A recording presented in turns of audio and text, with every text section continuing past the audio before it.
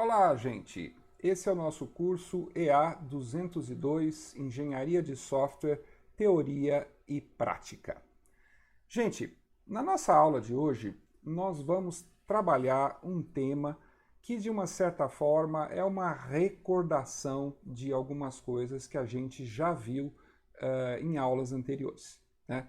Não exatamente na aula anterior, né? Na aula anterior nas duas aulas anteriores, na verdade, a gente estudou aí diferentes tipos de diagramas UML. Então vimos, né, na aula 7 os diagramas de casos de uso, os diagramas de atividades, os diagramas de estado, e depois na aula 8 nós vimos os diagramas estruturais estáticos, né? Mas nós não vamos falar aqui do UML. Nós estamos falando aqui da aula 6, quando a gente chegou a estudar o processo de engenharia de requisitos, né?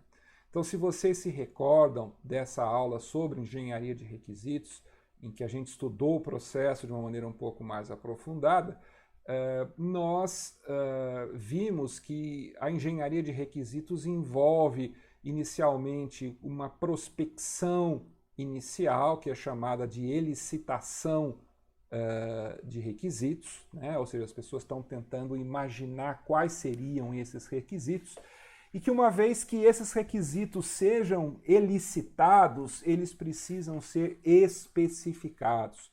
Isso significa que nós vamos então encontrar uma formalização para essas especificações e colocar isso no papel, né? Ou atualmente não é no papel, mas é no computador, tá certo? Nós vamos criar um conjunto de elementos aí para poder solidificar, para poder especificar esses requisitos, tá certo? Esses elementos são os que nós chamamos de artefatos, né? Nós já vimos aí que esses artefatos podem envolver diferentes tipos de elementos. Podemos falar de diagramas UML, podemos ter textos, podemos ter documentação, mas enfim, são diferentes tipos de maneiras de estar especificando esses requisitos, tá certo? Então, na nossa aula de hoje, nós vamos aprofundar esse processo de especificação de requisitos, já de uma certa forma, passando para vocês um pouco do que será o nosso experimento prático de hoje, né? Esse experimento vai ser exatamente um experimento onde nós vamos trabalhar essa especificação de requisitos já para o nosso projeto final do nosso curso, tá certo? Então, agora nós não estamos, como lá atrás, simplesmente aprendendo como a coisa funciona, mas a ideia aqui realmente hoje é a gente estar colocando esses elementos em prática para podermos estar, então, aprofundando ou iniciando esse processo de desenvolvimento que vocês vão estar levando a cabo aí ao longo do nosso curso, tá certo? Então, nós já vimos na parte prática da semana passada a modelagem de negócio, né? Então, vocês se lembram que na modelagem de negócios o objetivo é analisar um negócio, né, e tentar, de uma certa forma, descrever esse negócio. Nós fizemos isso na forma de, inicialmente, um modelo conceitual de domínio, onde nós levantamos uma série de elementos que fazem parte aí dos conceitos que descrevem o negócio, e depois nós vimos a descrição dos casos de uso de negócio. E aí, nessa descrição dos casos de uso de negócios, nós fizemos o quê? Nós fizemos um diagrama de casos de uso, né? E depois nós fizemos os diagramas de atividades detalhando os casos de uso, tá? Vocês vão ver que as atividades que a gente tem para hoje, elas são muito parecidas com as da modelagem de negócio, tá certo? Por quê? Nós não vamos fazer modelagem conceitual de domínio, mas aqui nós também vamos fazer o quê? Nós vamos fazer diagramas de caso de uso e nós vamos fazer também diagramas de atividades detalhando esses casos de uso, da mesma maneira que a gente fazia lá na modelagem de negócio. Mas é muito importante vocês perceberem a diferença que existe entre os casos de uso que foram feitos lá na modelagem de negócios e os casos de uso que nós vamos fazer aqui hoje, tá? São casos de uso diferentes. E a grande diferença que existe está na presença do sistema, tá certo? Então, lá como é que chama? Lá na modelagem de negócios, cada swim lane do meu diagrama de atividades correspondia a um ator que estaria participando do caso de uso de negócio, tá certo? Agora aqui na especificação de requisito nós vamos ver que os diagramas de atividades eles vão ser diferentes. Ao invés de eu ter um swim lane para cada ator que participa de um caso de uso de negócio, né? Nós teremos o quê? Nós teremos somente 2 atores. Podemos até ter 3, mas é muito raro que isso aconteça, tá? Na grande maioria das vezes, nós vamos ter somente 2 swim lanes, um para o ator, de fato, que está participando do caso de uso, e o outro para o próprio sistema. Nós já vimos isso lá naquela aula 6 também, tá certo? Mas eu estou recordando aqui porque isso é uma coisa importante. Se vocês não prestaram muita atenção nisso, é importante agora a gente estar realçando isso de novo para que vocês agora aqui prestem atenção, tá certo? Então, é isso basicamente que nós vamos fazer. Nós vamos dar um detalhamento para vocês aqui de como que nós vamos desenvolver as nossas atividades aqui no nosso experimento prático da aula de hoje. Tá certo? Então, vamos lá, né? Vocês vão ver que a descrição das próprias atividades que nós vamos realizar está sendo colocada aqui na forma de um diagrama de atividades, tá certo? Por quê? Porque se vocês pararem para pensar, a especificação de requisitos não deixa de ser o quê? Um caso de uso de negócio, tá certo? Então, nesse caso aqui, nós estamos tendo o quê? Nós estamos tendo as atividades que são feitas individualmente, que estão nesse swim lane de baixo, e as atividades que são feitas em grupo, que são as atividades aqui do swim lane de cima, tá certo? Então, observem, né, que esse diagraminha aqui, ele nos dá uma visão das atividades que vão ser realizadas, então, no nosso laboratório, no nosso experimento prático de hoje, tá certo? Em que nós vamos estar realizando essas atividades em grupo, tá? Lembrando o quê? Lembrando que essas atividades aqui, elas são o início de um processo que precisa ser bem feito, que precisa ser bem trabalhado. Por quê? Porque essas atividades aqui depois, elas vão ser refinadas num processo de refinamento até chegar na implementação lá na frente, tá certo? Então, se vocês fazem coisas aqui que ficam erradas ou que não ficam bem cuidadosamente realizadas, vocês vão ver que vocês devem ter problema depois nas fases posteriores do desenvolvimento. A gente vai ter que voltar aqui atrás e refazer esses diagramas aqui se eles não estiverem bem feitos, tá?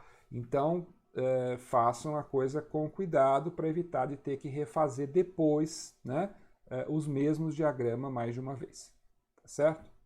Muito bem. Então, como que vai começar o processo? O processo, vocês vão ver que vai ser muito parecido com o que a gente já fez lá nos casos de uso de negócio, mas tem umas pequenas sutilezas, umas pequenas diferenças que não são iguais ao que a gente tinha lá no caso de uso de negócio, tá certo? Nós vamos tentar entender que diferenças são essas, tá? A primeira atividade, ela é muito semelhante. Então, vocês vão individualmente gerar o diagrama de casos de uso do sistema que vocês vão estar desenvolvendo. Então, lembrando que cada grupo ficou responsável por um tema, tá certo? Para desenvolver um sistema de apoio a um negócio, não é? que é o que vocês justamente fizeram na aula passada, foi elaborar os casos de uso desse negócio, tá? Hoje, a filosofia ela é diferente, tá certo? Nós agora temos que pensar, imaginar que não estamos mais simplesmente descrevendo as atividades de um negócio. Nós agora estamos descrevendo as funcionalidades de um sistema. Então nós vamos sempre descrever o quê? Nós vamos descrever como que um determinado ator interage com o sistema, tá certo? É isso que nós vamos estar fazendo aqui na nossa aula de hoje, tá? Então, esse diagrama de casos de uso que vocês vão fazer, a ideia é que vocês determinem um certo tempo para essa atividade, né? Alguma coisa entre 20, 30 ou 40 minutos, tá certo? Então, a ideia é que nesses 40 minutos aí, vocês tentem imaginar o maior número possível de casos de uso, né? Lembrando o quê? Um caso de uso é a pessoa sentada ali na frente do computador, usando o computador para fazer alguma coisa, tá certo? Então, a ideia é que você tem um objetivo ao estar mexendo com o computador, você não está ali, né, só sem fazer nada, você quer que um determinado valor seja trazido, né, quando você termina esse caso de uso, e você está interagindo com o sistema. E você está fazendo isso por meio de uma interface, tá certo? Então nós vamos ver também que um elemento adicional que nós vamos realizar hoje, que nós não fizemos na semana passada, é o design do protótipo das interfaces, tá certo? Nós não estaremos desenvolvendo a interface definitiva, tá? Nós estaremos apenas desenvolvendo um protótipo aqui, tá certo? Mas isso nós não fizemos na semana passada, nós faremos agora aqui, inclusive para facilitar esse detalhamento do caso de uso que a gente vai estar fazendo aqui, tá certo? Mas, bom, é basicamente esse o primeiro passo que a gente vai realizar, né? Então, individualmente, cada um dos elementos do grupo, né? Lembrando aí que a gente vai ter, como é que chama? Grupos aí de tipicamente de 3 pessoas, e que cada grupo vai ter aí 2 casos de uso para realizar. Nós, nesse trabalho aqui, então, estamos falando aí, vamos assim dizer, o detalhamento na forma dos diagramas de atividade, nós teremos por volta de 6, 7, no máximo 8 casos de uso diferentes, tá certo? Mas isso não significa que vocês devem, no diagrama de casos de uso que vocês estão gerando, se limitar a esses 6, 7, 8 casos de uso, tá? O objetivo da gente ter um diagrama de casos de uso é tentar ter o quê? Ter uma visão panorâmica do nosso sistema como um todo. Então, assim, o maior número possível de casos de uso devem ser levantados.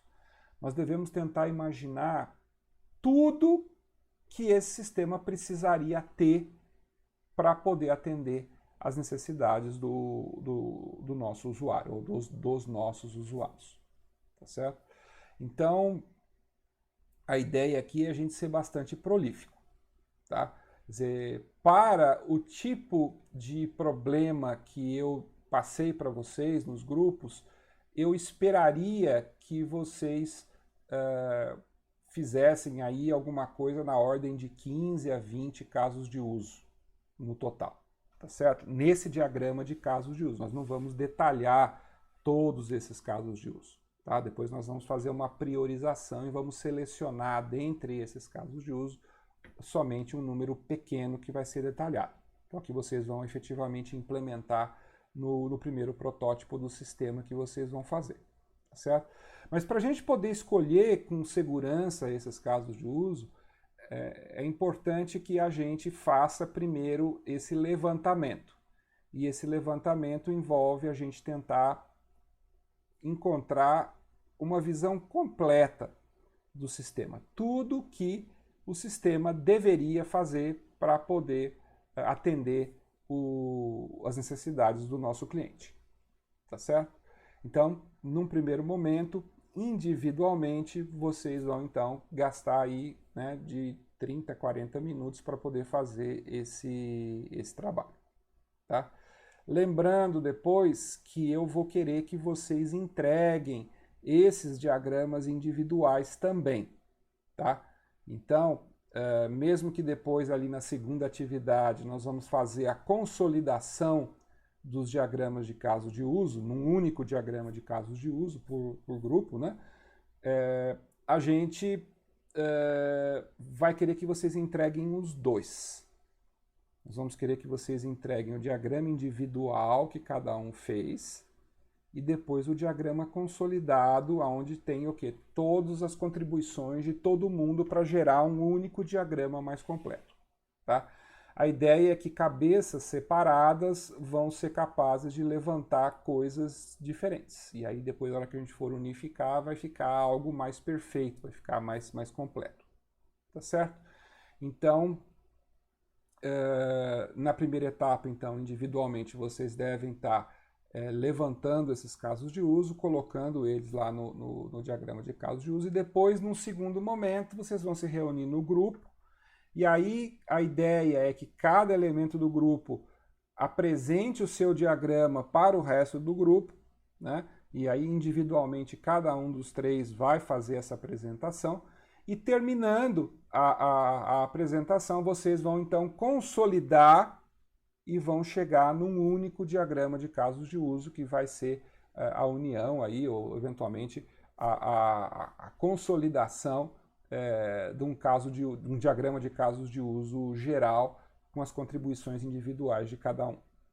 Tá certo? Então esse é o primeiro passo nesse processo de especificação de requisitos. E o objetivo final, então, é ter esse diagrama de casos de uso para a gente poder olhar para ele e enxergar o sistema como um todo. Tá certo? Depois que essa consolidação do diagrama de casos de uso foi realizada, nós vamos para uma terceira etapa, que é a etapa de priorização dos casos de uso e a atribuição a cada elemento do grupo para um detalhamento. Tá certo? Então, essa priorização, gente, ela envolve um pouquinho de metodologia. Tá? Não é uma coisa assim exata, mas a ideia qual que é? Olha, nós vamos selecionar 2 casos de uso por elemento do grupo. Tá certo? Então, isso significa que, no final das contas, o grupo de vocês aí vai ficar com, por volta aí, se o grupo tiver 3 pessoas, vocês vão ter aí 6 casos de uso, na verdade 6 mais 2, porque existem 2 casos de uso que a gente às vezes nem coloca nos diagramas, mas que são extremamente necessários, uma vez que eles precisam ser implementados para o sistema poder funcionar, que é o caso de uso da inicialização do sistema, né, em que você começa basicamente o sistema e fica com uma tela ou alguma coisa ali no ar com o sistema pronto para ser usado, tá certo? Esse é o caso de uso da inicialização do sistema. E nós temos também um outro caso de uso, que é o caso de uso do encerramento do sistema, né? Que pode ser tão simples quanto você fechar o browser, tá certo? Então, tanto a inicialização quanto o encerramento são 2 casos de uso triviais, tá certo? São casos de uso assim que a gente tem que fazer, porque se não fizer, não dá para implementar o sistema, mas assim, não dá para contar eles como caso de usos desse que a gente está pedindo, tá certo? Então, vocês sorteiam entre vocês, tá certo? Então, além dos 2 casos de uso, vocês ainda têm que fazer a inicialização e encerramento. Aí você pega aí, né, alguém que fez 2, acrescenta um terceiro que é a inicialização e o outro acrescenta um terceiro que é o encerramento, mas eles precisam ser realizados, tá? Sempre precisamos ter a inicialização e o encerramento do sistema, tá? Mas eles não vão contar como casos de uso aí para vocês implementarem. Eu quero então que vocês implementem no total por volta de 8 casos de uso, se for grupo de 3, né?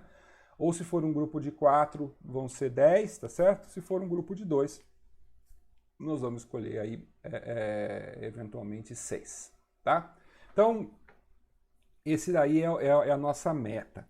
Mas lembrando que eu esperaria enxergar nos diagramas que vocês vão gerar algo entre 15 a 20 casos de uso, tá certo? Porque os sistemas, os negócios que eu disponibilizei para vocês são negócios que permitem facilmente que vocês desenvolvam um bom número de casos de uso. Tá? São negócios que têm bastante possibilidades. Durante esse processo, se de repente faltar criatividade, vocês falem comigo, tá certo? Que a gente vai tentar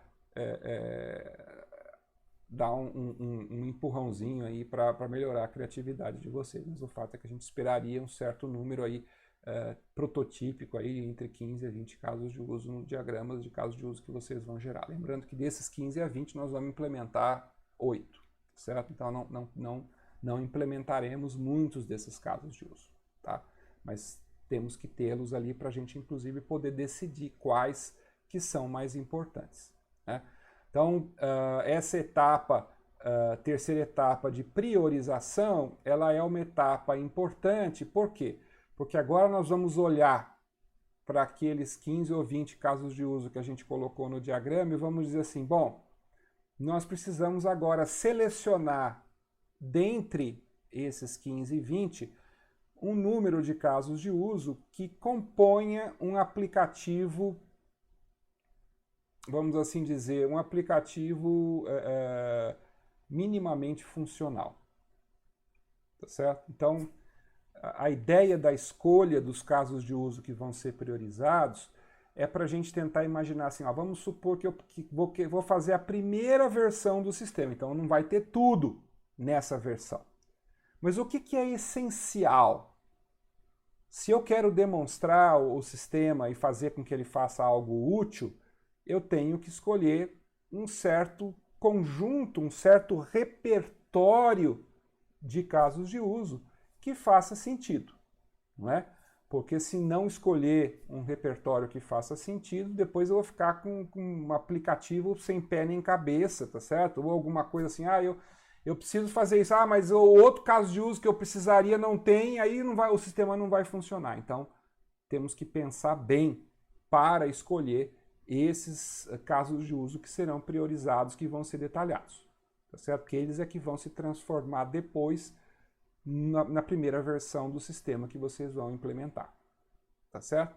Então, também aqui, né, seria interessante que vocês trocassem ideias, tá certo? Apresentassem as escolhas de vocês para mim, para eu dar um feedback para vocês, antes até mesmo de vocês começarem a fazer o detalhamento, para que a gente possa bater o martelo aí e vocês escolherem um conjunto aí de casos de uso que faça sentido para fazer uma primeira versão, né, uma primeira implementação do sistema de vocês, que na verdade vai ser a única que vocês vão implementar, tá certo? Então, eu vou fazer essa priorização.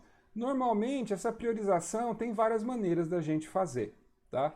Uma delas é simplesmente a gente marcar os casos de uso no próprio diagrama e dizer, olha, dá um número para cada um, esse aqui é o número 1, esse aqui é o número 2, número 3, e aí a gente, então, prioriza os casos de uso. Podemos pintar no diagrama também esses casos de uso de uma cor diferente, para poder destacar e mostrar quais são os casos de uso que vão ser detalhados, né?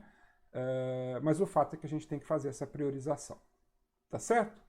Bom, então, essa é a terceira etapa do processo. E aí, né, entrando aqui na semântica de um diagrama OML, nós entramos aqui naquele elemento com aquela barrinha, mostrando que nós vamos então agora, essa barrinha chama-se barrinha de sincronização, tá certo? Mostrando que nós vamos agora desenvolver duas atividades em paralelo, tá? quando a gente fala em paralelo, é porque não é para a gente fazer primeiro uma e depois a outra, né? Para que a coisa funcione direitinho, essas duas atividades precisam ser executadas em paralelo, tá? Que atividades que são essas? A primeira delas é desenvolver protótipos da interface para os casos de uso que vão ser detalhados, que foram atribuídos, tá certo? Então a ideia é que vocês tenham uma visão dos protótipos das interfaces. Quando a gente fala de visão dos protótipos, é porque não vai ser essa a interface final, tá certo? Nós aqui estamos mais preocupados com os elementos de interação que essa interface tem que ter. Então, os campos, os botões, né? Aquilo que a interface deve possuir para que você possa interagir com ela. Porque isso vai ditar as possibilidades de interação que nós vamos descrever no diagrama de atividades. Tá certo? Agora, a cor, o tamanho da fonte, a posição dos botões, isso não importa nada nesse momento. Tá certo? Tem gente que gosta já de usar, já vai lá em HTML, coloca as interfaces em HTML, mas não tem necessidade, tá, gente? Nesse momento, pode ser um desenho mesmo. Vocês podem estar usando aí uma ferramenta do tipo OpenOffice, por exemplo, para poder desenhar essas interfaces. O mais importante é a gente definir os elementos com os quais o usuário vai interagir.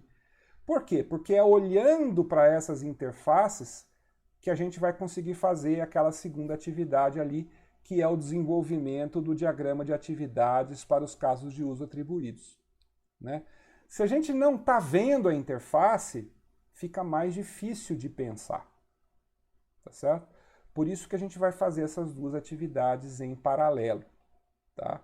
Porque ao mesmo tempo que a gente desenvolve aí um conjunto de interfaces, a gente usa e menciona essas interfaces no diagrama de atividades, tá certo? Então, é um processo assim, para ela aparecer no diagrama de atividades, ela precisa existir.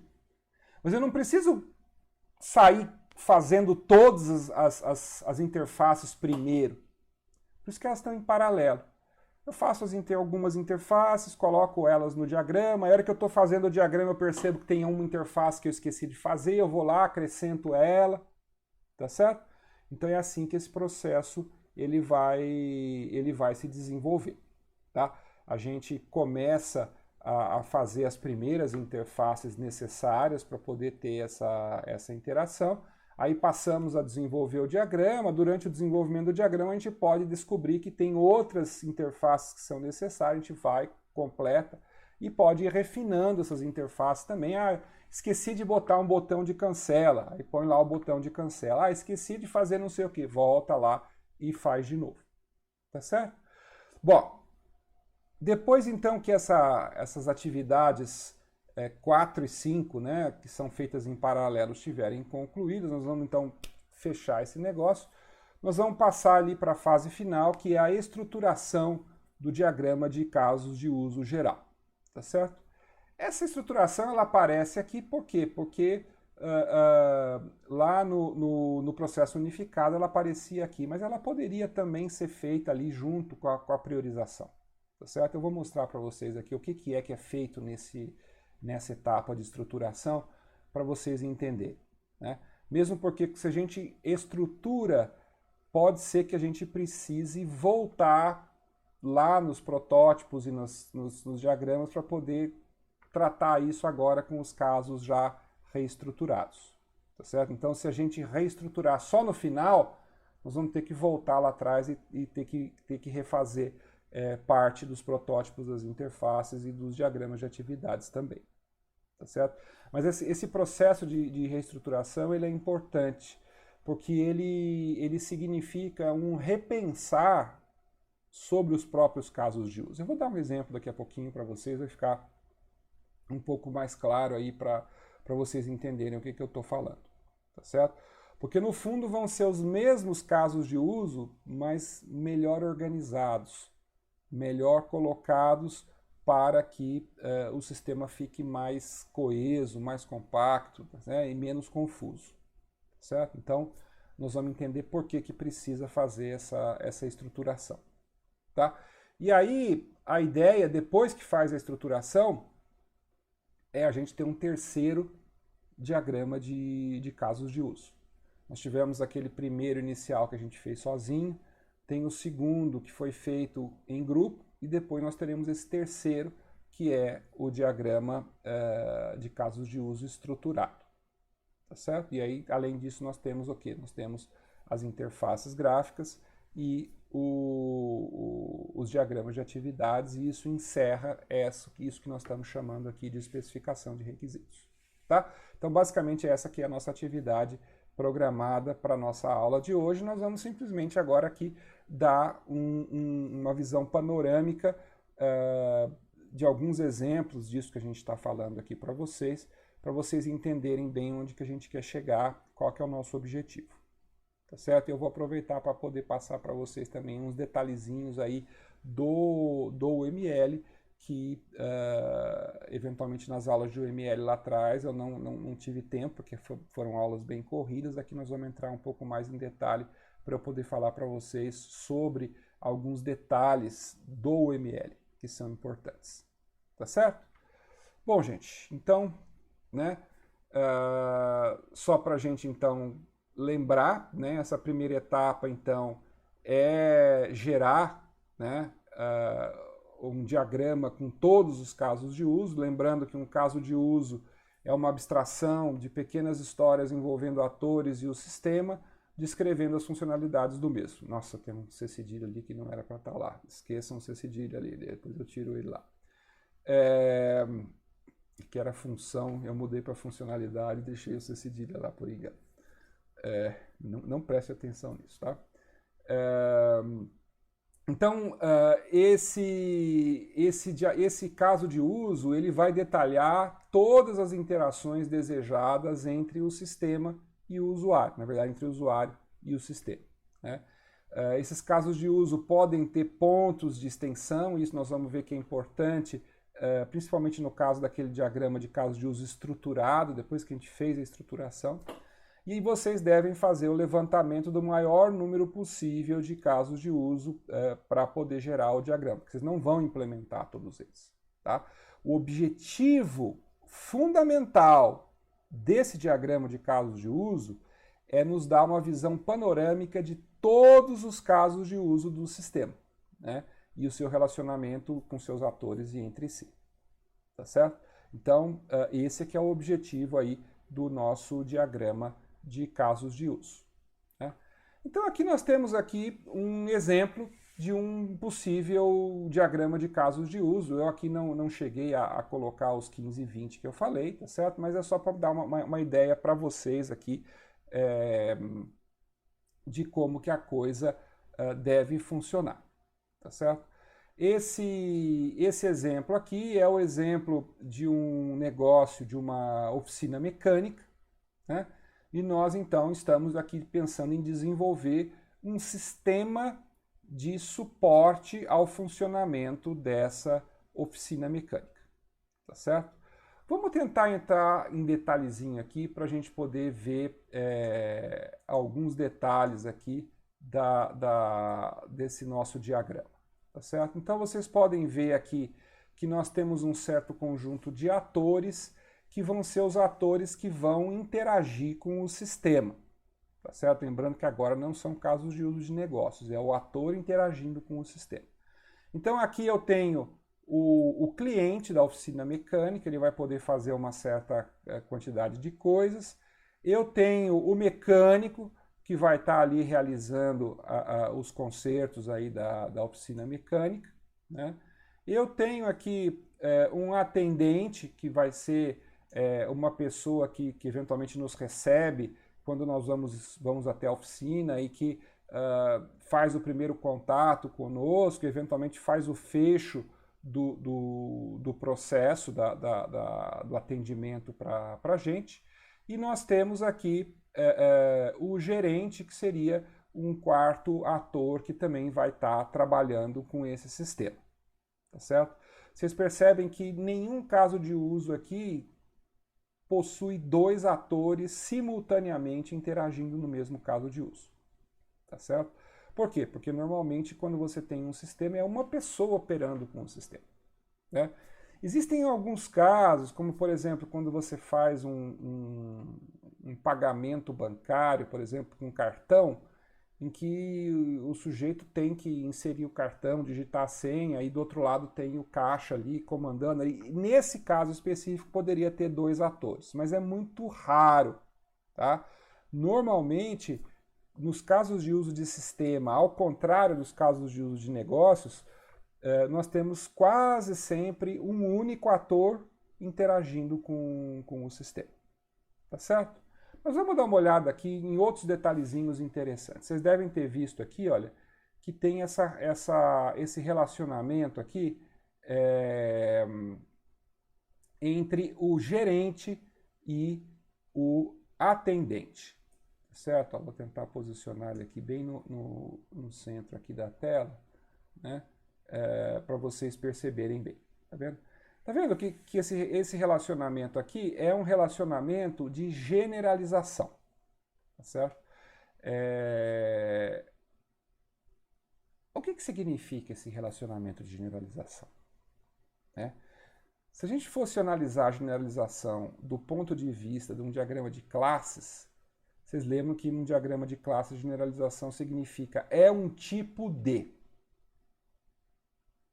Mas aí vocês vão olhar aqui para esse diagrama e vão ver assim, olha, o atendente generaliza o gerente.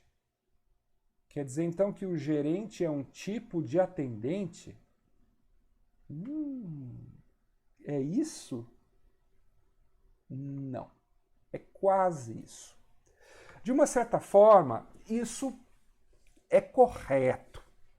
Mas nós temos que entender que num diagrama de caso de uso, o significado da generalização ele é um pouquinho diferente, certo? O que significa a generalização num diagrama de casos de uso? Significa que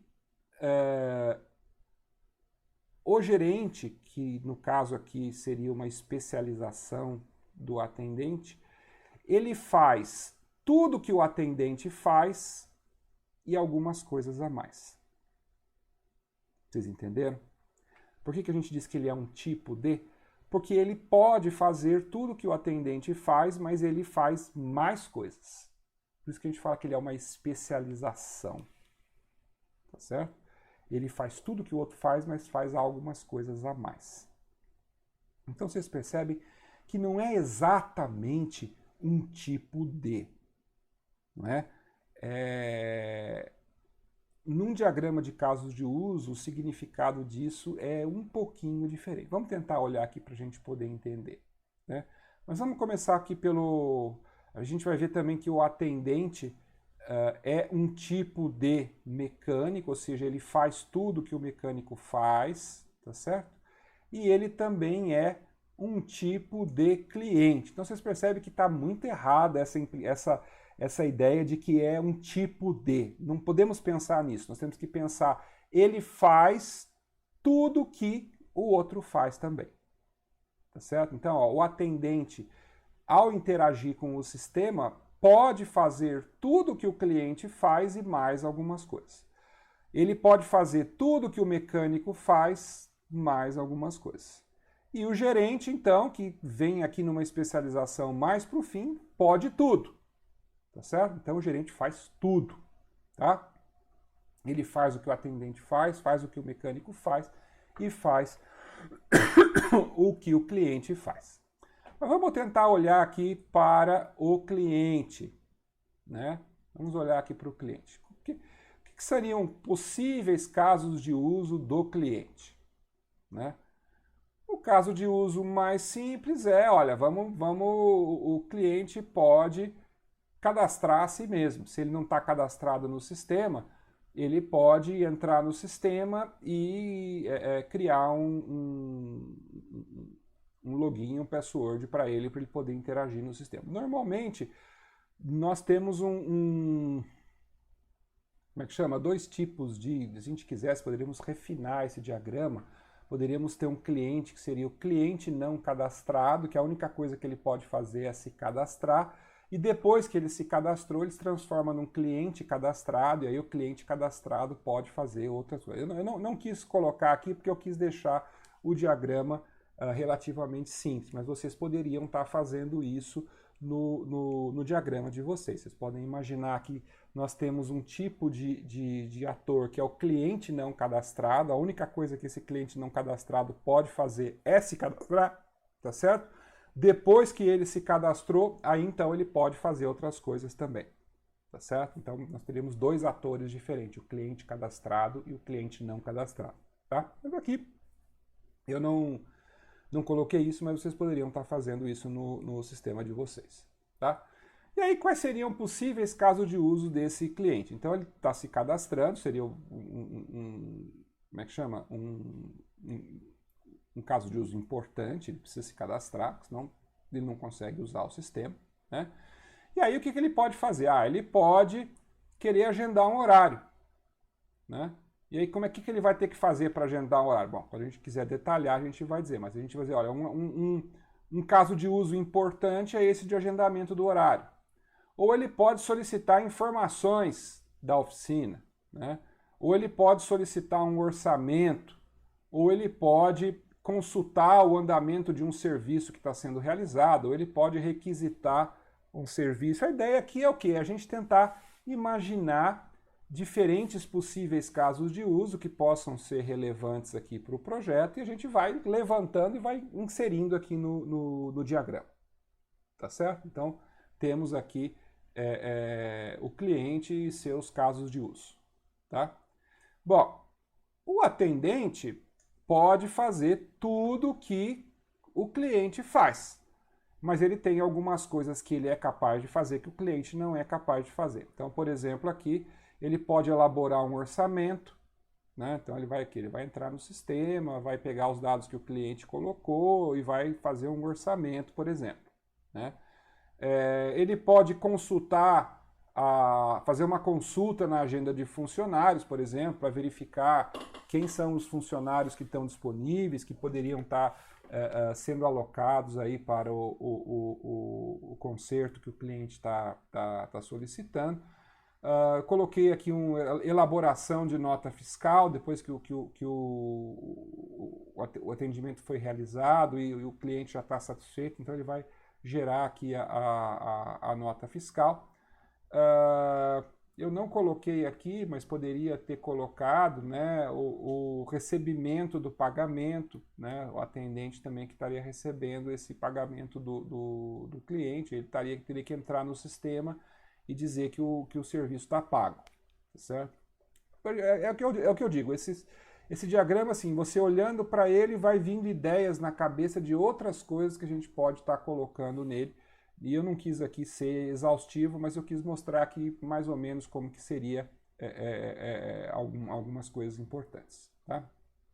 Pode consultar a agenda de serviços para saber, né, quantos serviços que estão sendo feitos, porque isso aqui pode, inclusive, alterar o orçamento que ele está elaborando, né? E ele pode fazer tudo que o cliente faz também, tá certo? Então, o atendente pode fazer tudo que o cliente faz e mais essas outras coisas adicionais, tá? E o mecânico? O mecânico, ele tem uma visão um pouco diferenciada. Ele não vai fazer tudo que o cliente faz, né? Por quê? Porque o mecânico ele tem uma visão bem mais simples do sistema, né? Ele vai, por exemplo, consultar os serviços que foram passados para ele vai realizar o serviço e depois disso ele vai declarar a conclusão do serviço, né?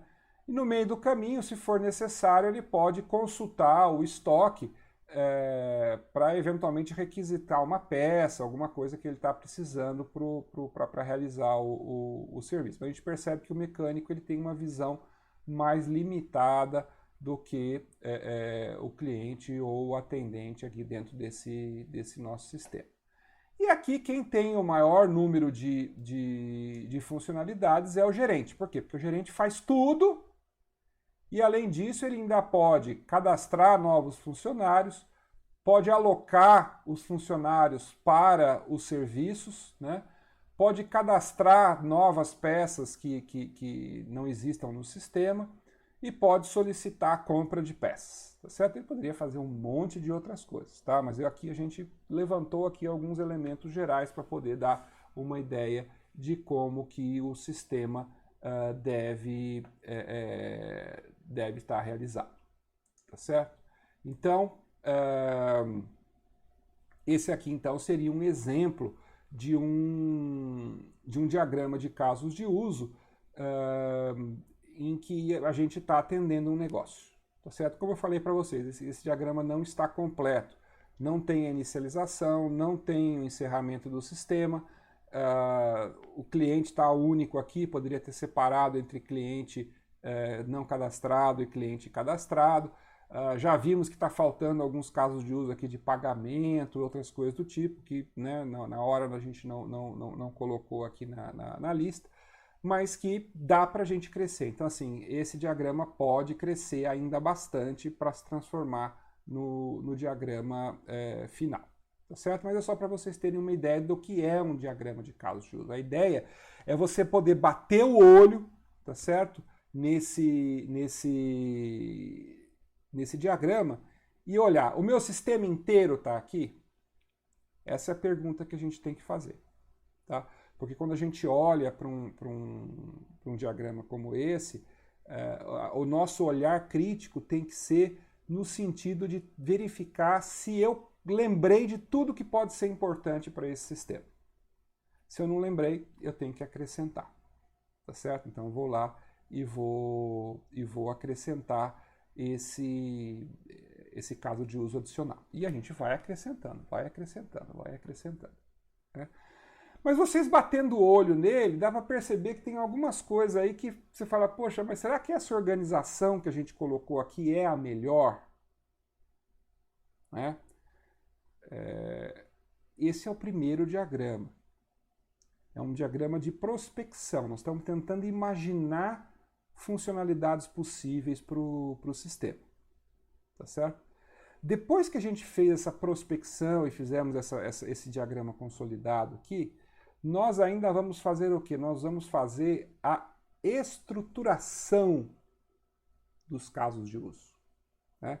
Então vocês podem ver que esse diagrama aqui ele é muito parecido com aquele diagrama anterior, mas a gente estruturou um pouco melhor. A gente organizou um pouco melhor esse diagrama e a gente acrescentou aqui dois tipos de relacionamentos que não existiam no diagrama anterior, que são os diagramas de extends e includes. Nesse exemplo aqui eu não encontrei nenhum include para colocar, mas temos vários casos de extends. Nós já vamos falar daqui a pouquinho, um pouquinho mais o que é esse extend. E esse include, embora a gente já tenha falado isso lá na outra aula, mas eu acho que é importante a gente ter essas referências. Tá? Vamos olhar aqui um pouco mais de cuidado também, para a gente ver como é que ficou. Olha só. O que a gente fez? A gente criou agora aqui um caso de uso principal que ficou chamado de cadastro de solicitações. Tá certo? E aí, esse cadastro de solicitações, ele vai ter múltiplos pontos de extensão, aonde nós vamos ter vários outros casos de uso que estendem esse cadastro de solicitações. Tá certo? Então, basicamente, esse cadastro de solicitações vai me dar uma maneira estruturada de eu poder agendar um horário, solicitar um serviço, consultar o agendamento, solicitar informações, solicitar orçamento. Então, assim, esse cadastro de solicitações, ele faz quase tudo que o cliente vai realizar. Né? Só não faz o quê? O próprio cadastro do usuário, porque o cadastro do usuário é feito separadamente. Tá certo? Então, ele vai fazer duas coisas aqui, o cadastro do usuário e o cadastro de solicitações. Tá certo? E aí, percebam, ficou mais organizado do que da outra maneira. Poderia organizar melhor? Ainda tem algumas coisas que daria para melhorar, né?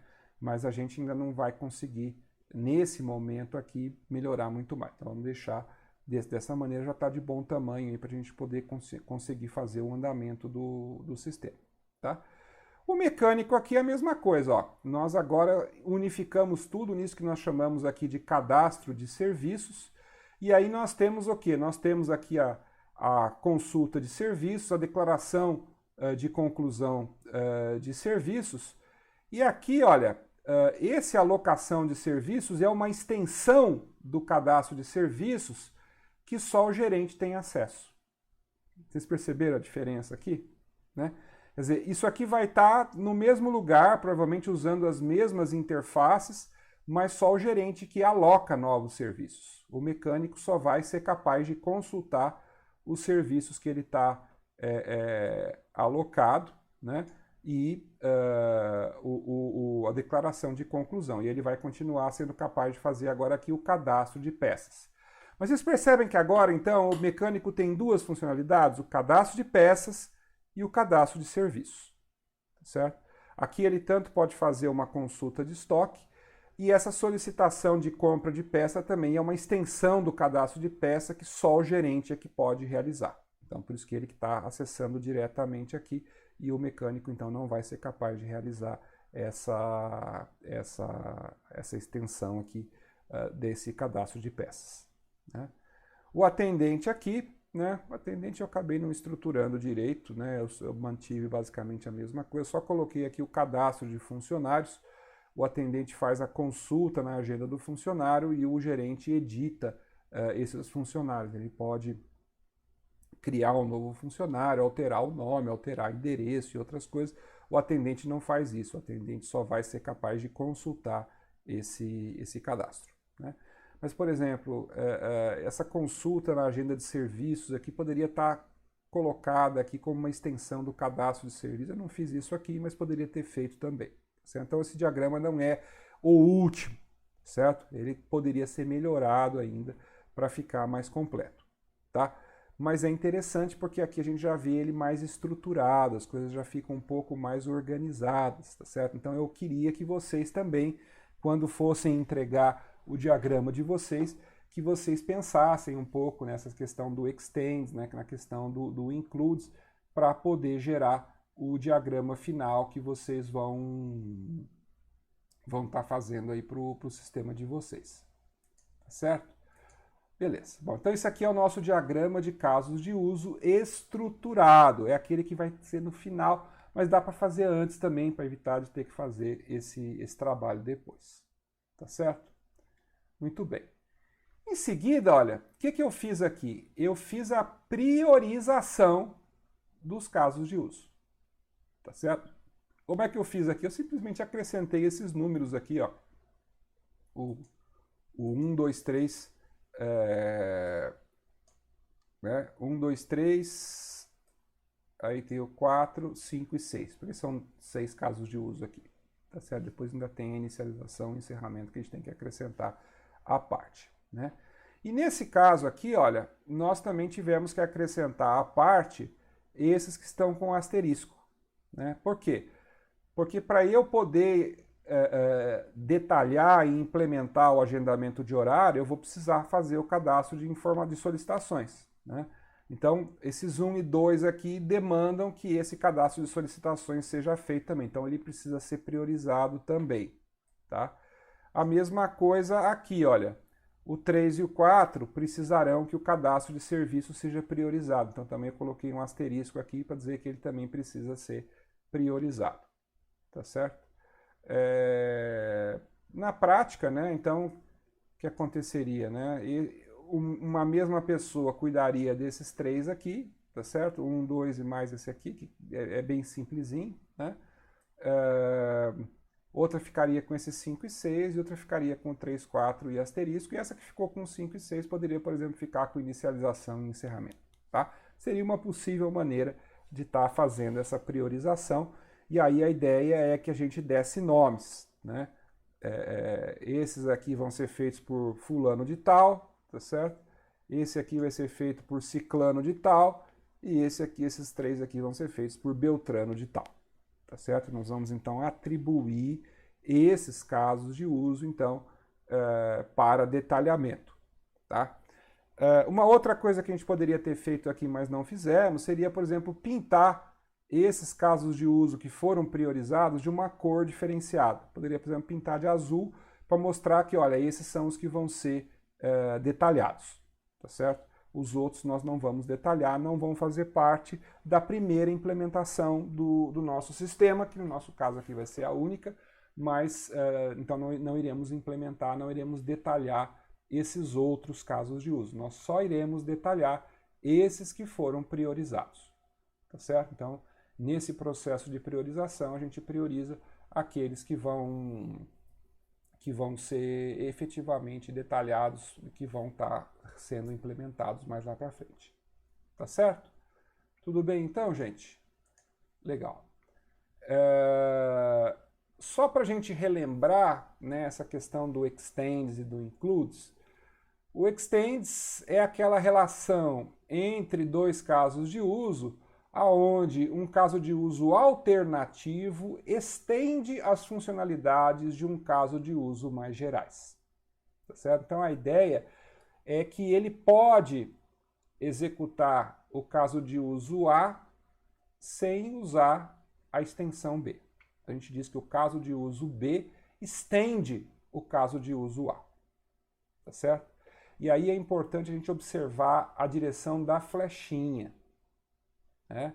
Então, ó, repara que do B a gente aponta para o A, com a relação de extends. Isso significa que B estende A. Tá certo? Já o include é o contrário. Né? O include é uma relação entre dois casos de uso, onde uma sequência de atividades que se repete em muitos casos de uso pode ser separada como um caso de uso por si só, e incluída em cada um dos outros casos de uso onde aparece. Né? Então, observem aqui que, nesse caso, a flechinha é de A para B, tá certo? E o caso de uso A inclui o caso de uso B, tá certo? Então, a flechinha é diferente, tá? Então, é sempre, olha, A inclui B, B estende A. Vocês reparam que a inversão, a relação é oposta? Por isso que a flechinha é do lado ao contrário. Tá certo? Agora, vocês perceberam outro detalhe, uma sutileza importante aqui? No extends, o B é um caso de uso alternativo. Significa que se eu estou executando A, eu posso ou não executar B. Já no caso de uso com includes, quando A inclui B, B é compulsório, ele é mandatório, tá certo? Isso significa que ao executar o caso de uso A, ele terá que necessariamente executar B também, tá? Então, um exemplo mais típico de uma funcionalidade compulsória seria, por exemplo, a entrada de um password. Posso ter várias situações em que eu vou precisar de ter um password. Se eu estou num sistema bancário, quando eu vou fazer um pagamento, quando eu vou fazer uma alteração de cadastro, quando eu vou fazer um monte de coisa, eu preciso entrar com o meu password. Então, a entrada do password eu separo. E aí eu incluo essa entrada de password no pagamento, no cadastramento e em vários outros. Né?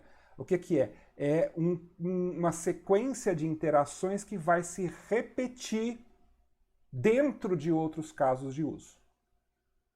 Tá? Então vocês percebem que a diferença entre include e extends é bem clara. Né?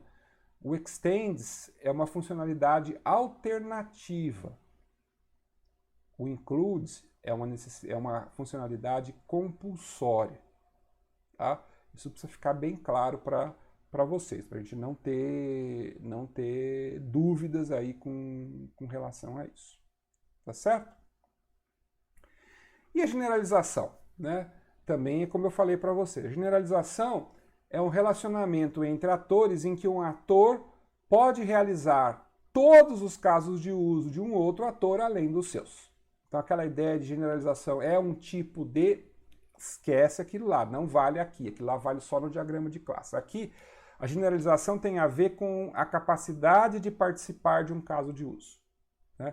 Então vamos ver aqui nesse exemplo aqui, olha, o ator 1, que é o lado de cima, ele participa somente do caso de uso C, ou seja, ele só possui a funcionalidade C, tá? Já o ator 2, como ele especializa o ator 1, ele participa dos casos de uso C e B também, porque ele faz tudo o que o ator 1 faz, ele faz C, mas ele faz B também.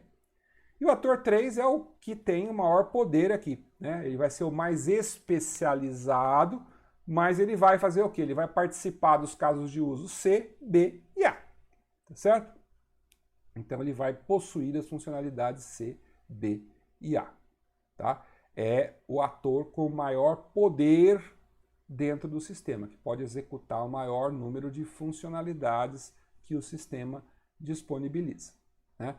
Os atores de cima vão ficando mais restritos, vai ficar, a funcionalidade vai estar apagadinha, ele não vai conseguir realizar aquela funcionalidade, tá certo? Então é importante lembrar que a generalização para o diagrama de casos de uso ele tem essa sutileza, tá certo? Bem,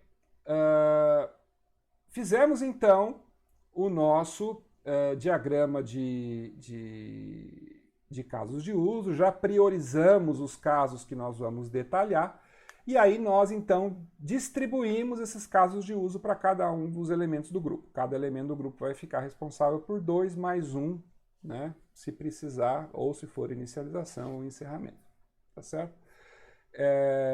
Nós agora então vamos fazer o detalhamento no diagrama de atividades, tá certo? Nesse detalhamento, o que nós vamos fazer é descrever da maneira mais detalhada possível os casos de uso referenciados de uma maneira minuciosa, colocando ali o fluxo de eventos entre atores e o sistema, tá? Como eu já tinha falado para vocês na aula de engenharia de requisitos, não necessariamente isso precisa ser feito na forma de um diagrama de atividades como nós vamos fazer aqui. Muitas pessoas preferem fazer uma descrição textual, né? Descrever essa interação textualmente. Outras pessoas preferem um diagrama de sequência, né? Mas nós aqui vamos usar o diagrama de atividades, tá certo? Porque é o diagrama que a gente acha que tem maior flexibilidade, que mostra de uma maneira mais abrangente aí a interação do usuário com o sistema, tá? Na prática, a escolha do artefato ideal vai depender do grau de complexidade do caso de uso. Um caso de uso que for extremamente simples, de repente o texto é suficiente, tá? Mas a ideia é que, à medida que ele vai ficando mais sofisticado, mais complexo, é melhor usar um diagrama de atividades, certo? E o mais importante é que ele tem que descrever de maneira clara quais as ações que são realizadas pelo usuário e quais que são realizadas pelo sistema. Tá certo? Muito bem. Como que isso é feito? Nós vamos realizar essa descrição inicialmente por meio do que a gente chama de fluxo principal. O que é o fluxo principal? O fluxo principal é quando você realiza ações e o sistema reage e a gente imagina que está tudo dando certo. Tá certo? Ou seja, você fez exatamente o que ia fazer, o sistema reagiu direitinho e foi até o fim e fez o que tinha que fazer. Tá? Isso é o que a gente chama de fluxo principal. Certo? Vamos dar uma olhada aqui nesse exemplo aqui com um pouco mais de cuidado. Esse caso de uso aqui é um caso de uso de pagamento de uma conta num banco. Tá certo? Então já é um outro negócio aqui, né? Reparem que a gente tem então aqui 2 swim lanes, né? O usuário e o sistema. E reparem que para cada ação que o usuário faz, o sistema tem que reagir. Tá certo? Então o usuário faz alguma coisa, o sistema reage. Tá? Porque senão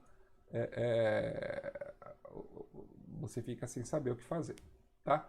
Então aqui ó, o que a gente vai colocar? A gente usa uma nota aqui no começo para dizer que o sistema está na tela principal. Então, esse caso de uso começa aonde? Com a tela principal aberta. Como que abriu essa tela principal? Lá no caso de uso da inicialização. Então, o caso de uso da inicialização termina onde? Com a tela principal aberta na frente do usuário. E a partir desse caso de uso de inicialização, então, outros casos de uso podem se suceder como extensões aí da inicialização. Tá certo? Então, é interessante a gente entender isso, né? Então, temos aqui no começo o usuário, né, com esse pontinho preto aqui, o sistema na tela principal. A primeira coisa que ele faz é selecionar a opção pagamento de contas. Tá certo? Então, na tela principal tem que haver uma opção pagamento de contas, ele vai selecionar essa opção, tá certo? Ao selecionar essa opção, o sistema vai responder como? Ele vai abrir uma nova janela. Nós estamos definindo isso aqui, poderia ser diferente, mas nós estamos definindo desse jeito. Ele vai abrir uma janela chamada pagamento de contas, tá certo?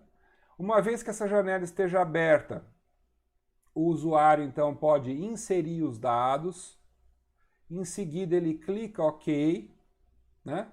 E ao clicar OK, o que o sistema faz? Vai abrir uma nova janela em cima daquela janela de pagamento de contas, na frente dela, que é a janela de password. Tá certo? Aí o que o usuário vai fazer? O usuário, então, vai inserir esse password e, ao inserir o password, o sistema, então, vai verificar esse password e, se tiver tudo certo, então, ele efetua o pagamento da conta, fecha a tela de password, fecha a tela de pagamento de contas e termina o caso de uso. A conta foi paga. Tá certo? Vocês percebem que esse fluxo principal, ele é só um pedaço do caminho da especificação do detalhamento do caso de uso. Por quê? Porque aqui ficou faltando um monte de detalhe, né? Por exemplo, eu coloquei aqui insere password, tá certo? Mas não é só insere password, né? Eu tenho que inserir o password, depois tenho que clicar OK, tá certo? Porque como é que eu estaria inserindo o password? Então, repara, esse diagrama aqui, com o fluxo inicial, o fluxo principal, ele é só uma primeira etapa, tá certo? Depois que a gente desenvolveu, então, esse diagrama com o fluxo principal, nós precisamos agora inserir os diversos fluxos alternativos que podem ser necessários aí para o nosso caso de uso. Certo? Então, aqui nós temos um exemplo, né, desses fluxos alternativos inseridos aqui no meio. Tá certo? Ó, vamos olhar aqui com mais cuidado. O que aconteceu aqui, olha? Começou do mesmo jeito, né? O sistema na tela principal, ele selecionou a opção de pagamento de contas. Aí o sistema abriu a janela de pagamento de contas. Mas agora aqui, ó que interessante aqui, ó, né? Eu acrescentei uma nova atividade que não existia antes, que se chama seleciona opção. Tá certo? O usuário, então, vai pensar e vai tomar uma decisão. O que eu devo fazer? E olha que interessante. Saindo desse seleciona opção, eu vou entrar nesse losanguinho aqui, que é o chamado nó de decisão. O que acontece no nó de decisão? Né? Ele vai, então, ter que executar uma ação. Tá certo? Nesse caso aqui, ele tem 3 ações que ele pode realizar. Ou ele clica OK, ou ele solicita o cancelamento, ou ele insere dados. Né? Tipicamente, o que ele vai fazer? Primeiro, ele vai, insere todos os dados que ele precisa, Depois que ele inseriu todos os dados que ele precisa, ele clica em OK ou clica em Cancel, tá certo? Se ele clicar em Cancel, ou seja, se ele solicitar o cancelamento, o que acontece? O sistema fecha a tela de pagamento de contas e encerra o caso de uso. Então, foi o primeiro fluxo alternativo que a gente colocou, adicionou que não existia. Tá certo? Se ele clicar OK, né? Aí o que acontece então? Aí ele abre a janela de password. Tá certo? Outra coisa que é interessante prestar atenção aqui é que saindo de um nó de decisão, entrando no nó de decisão, não precisa colocar nada no arco, tá? Mas saindo de um nó de decisão, eu preciso colocar no arco esse texto aqui, que é o que nós chamamos de uma condição de guarda, né? Ou guard condition, tá? no ASTA, tá certo? O que é essa condição de guarda? Ela que vai direcionar o fluxo para um dos caminhos possíveis do nó de decisão. E olha que interessante, né? Vocês repararam que todas elas têm aqui uma condição que testa esse valor opção? Então aqui, ó, se a opção prosseguir, ele clica em OK. Se a opção é cancelar, ele solicita o cancelamento, ele clica em cancel. Se a opção é inserir dados, ele vai lá e insere dados. Tá certo? Então observem, né? Esse seleciona opção é uma atividade realizada pelo usuário que vai fazer o quê? Vai escolher qual que é a opção. Se a opção é prosseguir, é inserir dados ou cancelar.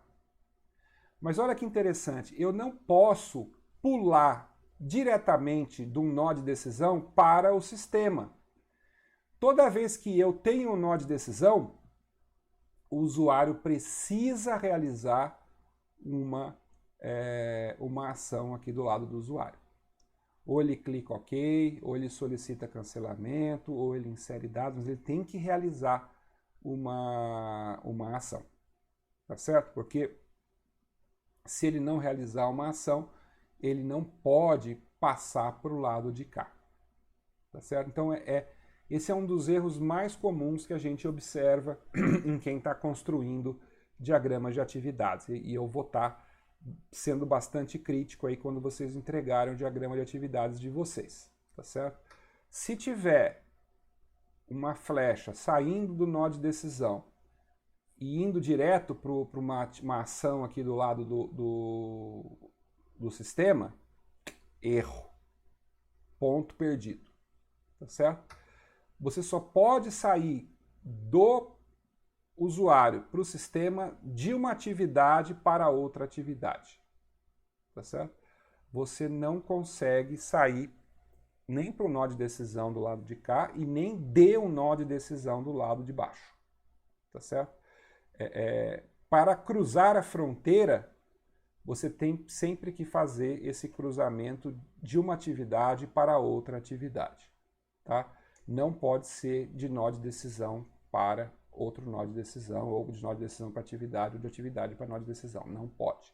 Então é uma maneira de você olhar, bater o olho no diagrama e saber, esse diagrama tem erros.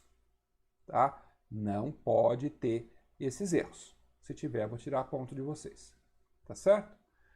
Legal. Então tem aqui, abrir a janela de password, para o lado de cá, o que vai acontecer agora? Seleciona a opção, mesma coisa. E aqui tenho duas condições de guarda, né?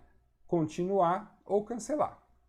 Pode ser que, eu não lembro meu password, então eu vou fazer o quê? Solicito o cancelamento, ele fecha a tela de password, fecha a tela de pagamento de contas e encerra o caso de uso. Tá? Se eu resolver continuar, o que eu vou fazer? Eu vou então inserir o password. Tá? De fato, eu deveria ter colocado aqui insere password e clica OK. Certo? Ficaria mais correto do que o que está aqui, mas tudo bem, aqui dá para entender. Esse insere password é uma ação que envolve clicar o password e depois clicar em OK também, tá? Provavelmente esse aqui aconteceu porque quando eu gerei esse diagrama eu não tinha interface na minha frente, porque quando você tem a interface e você está olhando para ela, você percebe que está faltando alguma coisa, Tá? Nós vamos ver a interface daqui a pouquinho. Bom, aí ele verifica o password e aí ele vai ver o resultado dessa verificação. Se o password estiver incorreto, ele vai limpar a tela de password e eu vou ter que inserir um novo password. Tá certo? Ou solicitar o cancelamento, né? Porque eu não estou lembrando o meu password.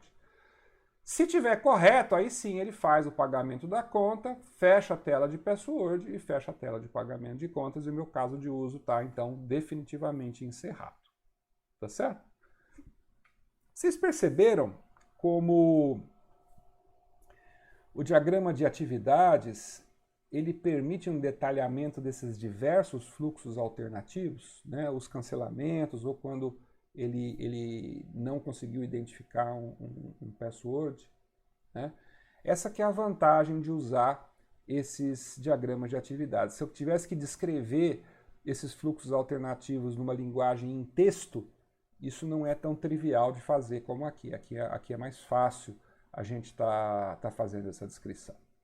Tá certo? Então, é importante a gente entender por que o diagrama de atividades ele tem essa facilidade aqui para a gente poder fazer essa descrição do fluxo completo, que tem o fluxo principal e os fluxos alternativos misturados entre si.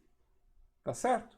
Então esse aqui acaba sendo o diagrama de atividades final que detalha esse caso de uso aqui, que é o caso de pagamento de uma conta.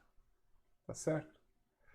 E aí, gente, nós temos que entender o seguinte, essa prototipação, esse detalhamento, ele precisa vir junto com essa interface com o usuário, tá certo?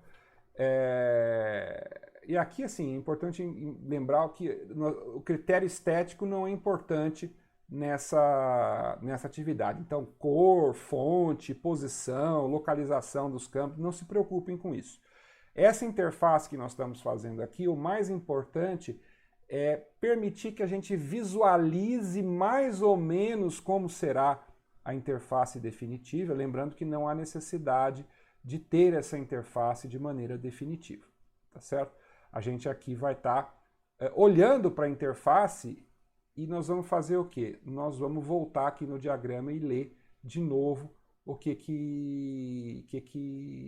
era para fazer, né? Então, ó, esse aqui é a tela principal. O sistema começa nessa tela principal, né? Aí o que ele vai mandar para a gente fazer aqui, ó? Primeira coisa que ele vai mandar a gente fazer é selecionar a opção pagamento de contas, tá certo? Então, se eu vou selecionar o pagamento de contas, eu tenho que procurar, cadê o pagamento de contas aqui? Ora, tá aqui, ó, né? Eu tenho aqui um conjunto de menus, e aí dentro desses menus tem um submenu, um elemento que é o pagamento de contas. Então, eu estaria clicando nesse pagamento de contas aqui, teria que clicar primeiro em pagamentos, abriria esse menu aqui, e aí eu clicaria em pagamento de contas para ele iniciar o processo, tá? Então, fica mais fácil a gente entender quando a gente consegue visualizar a interface na nossa frente. Por isso que a gente precisa ter essas interfaces, tá certo? Bom, aqui nós estamos falando o que também? Nós falamos da janela de password. Então eu preciso criar o quê? Uma interface, desculpe, antes da janela de password tem a janela pagamento de contas, né? Então tem que ter aqui uma janela pagamento de contas, tá certo? Nós vamos colocar aqui, ó, tem o código de barra, a data de pagamento, o valor do pagamento. Então eu vou inserir os dados. Se a gente for olhar, aqui a gente fala o quê? Insere dados. Genericamente inserir dados é o quê? É ficar digitando nesses outros campos aqui da interface. Mas vocês reparam que quando eu tenho a interface, quando eu posso olhar para a interface, a coisa fica muito mais fácil do que se eu não tenho a interface, eu tenho que ficar imaginando uma interface. Por isso que essa atividade aqui é importante, essa elaboração aqui das interfaces com o usuário, tá? E a terceira interface aqui no caso é a janela do password, né? que também nós vamos colocar ela aqui, tá certo? E aí, olhando aqui, a gente percebe que tem que ter o cancel, que tem que ter o ok. Então, entrar com o password, como é que eu entraria com o password e o sistema poderia responder? Na verdade, o sistema só vai responder quando eu clicar OK. Tá certo? Então, eu poderia refinar ainda mais aquele meu diagrama de atividades para poder colocar lá de uma maneira mais clara essa entrada do password, que lá eu fui meio que imediatista e coloquei de uma maneira simplificada. Então, a gente percebe o quê? À medida que nós vamos colocando a interface, eu posso agora, então, voltar aqui e ir consertando e complementando o meu diagrama de atividades para ele ficar compatível com as interfaces que a gente colocou. Tá certo? Então, é importantíssima essa definição das interfaces. Tá certo? Então, basicamente isso, gente, é o que a gente tinha planejado hoje para passar para vocês, para falar um pouco dessa atividade prática da especificação de requisitos. Tá certo? Tentei mostrar aqui com detalhes para vocês os diagramas que vocês têm que construir, tá certo? E a ideia, então, é que vocês desenvolvam essas atividades agora na atividade prática, tá certo? E façam a especificação de requisitos, lembrando que são agora requisitos do sistema, então são casos de uso do sistema e não caso de uso de negócios, como a gente fez na semana passada, mas é basicamente isso que a gente precisa fazer, e vocês vão ver aí que nas atividades que vão ser passadas aí experimentais, basicamente esse que é o conjunto de atividades que vocês têm que realizar. Tá certo? Bom, gente, basicamente então era isso que a gente tinha programado para a nossa aula de hoje. Nós vamos ficando por aqui e até a próxima aula.